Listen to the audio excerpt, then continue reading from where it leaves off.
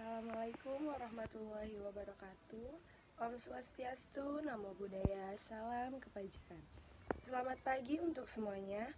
Kepada yang terhormat Bapak Dr. Andes Arfan MMMPD selaku dosen pada mata kuliah ini, dan juga teman-teman sekalian yang saya cintai dan saya banggakan. Semoga pagi hari ini kita semua diberikan kesehatan agar presentasi kami ini berjalan dengan lancar sampai selesai nanti.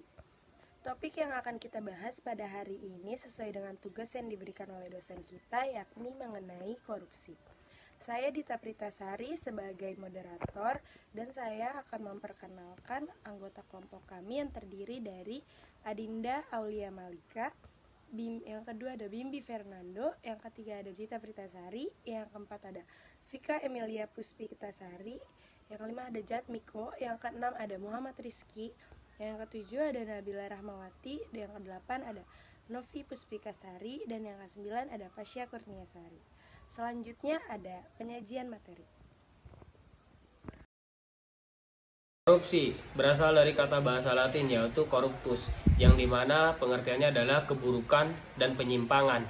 Korupsi tersendiri menurut para ahli suatu tindakan penyelewengan kekuasaan demi kepentingan tersendiri dan korporasi.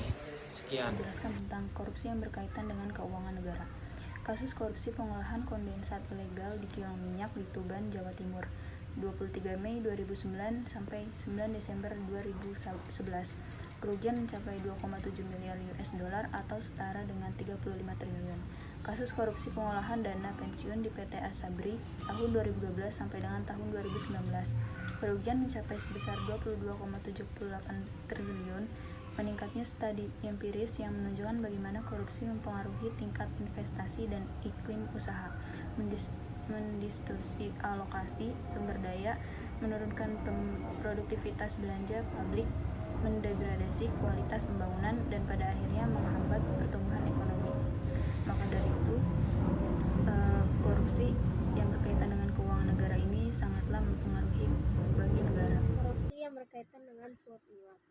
Korupsi suap menyuap adalah suatu tindakan pemberian uang atau menerima uang atau pemberian hadiah yang dilakukan oleh pejabat pemerintah, tujuannya untuk suatu melangkan atas kewajibannya tersebut. Suap menyuap ini termasuk tindakan pidana.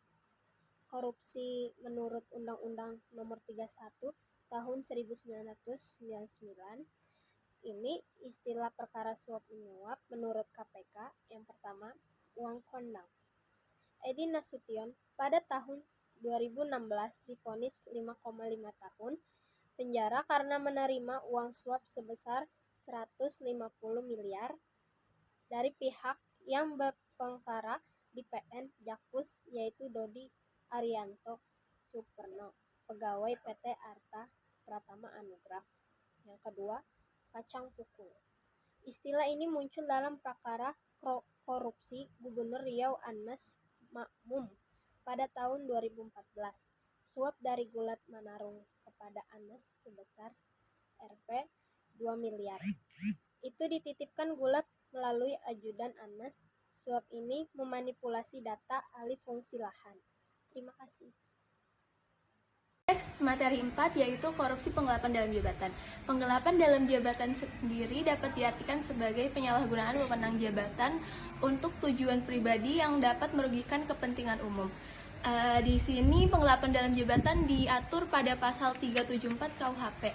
Untuk hukuman pidana penggelapan dalam jabatan yaitu paling singkat di penjara selama 1 tahun dan paling lama yaitu 5 tahun, dan dapat dikenakan denda sebesar paling sedikit 50 juta dan paling banyak 250 juta.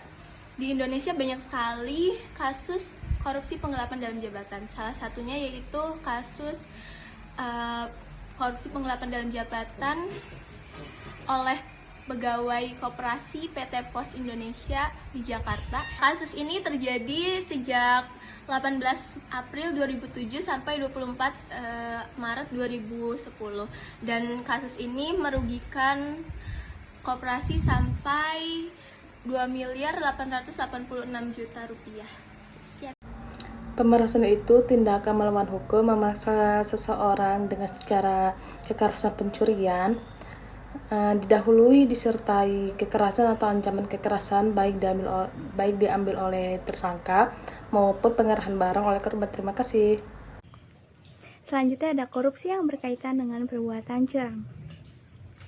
Perbuatan curang yang dilakukan dengan sengaja untuk kepentingan pribadi yang dapat membahayakan keselamatan orang lain diatur dalam pasal 7 ayat 1 UU nomor 20 tahun 2001.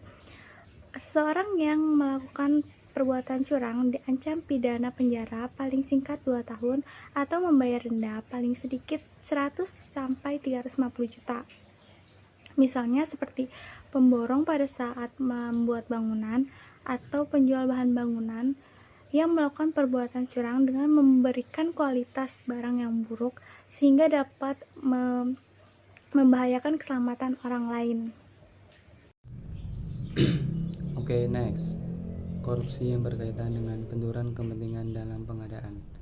Seperti yang sedang ditampilkan, Bupati Bandung Barat AA Umbara Sutrisna tersandung korupsi dalam pengadaan barang tanggap darurat bencana COVID-19 tahun 2020. Mengapa benturan kepentingan dalam pengadaan termasuk korupsi?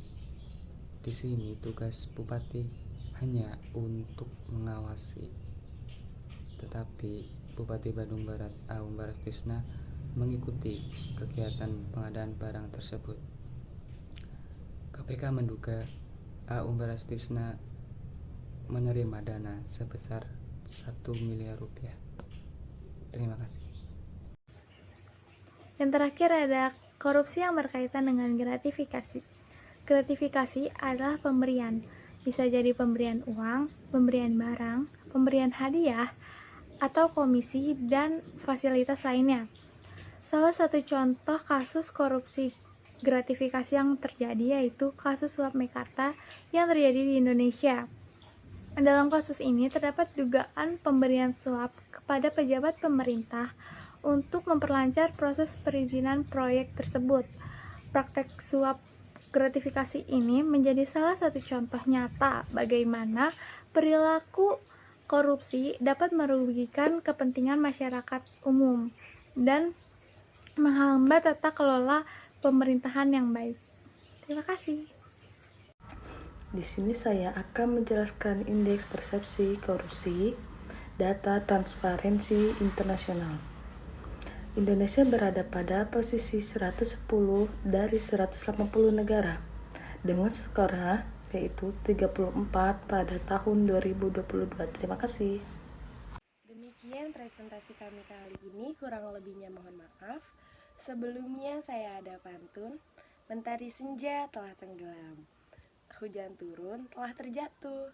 Aku tutup presentasi ini dengan salam. Wassalamualaikum warahmatullahi wabarakatuh.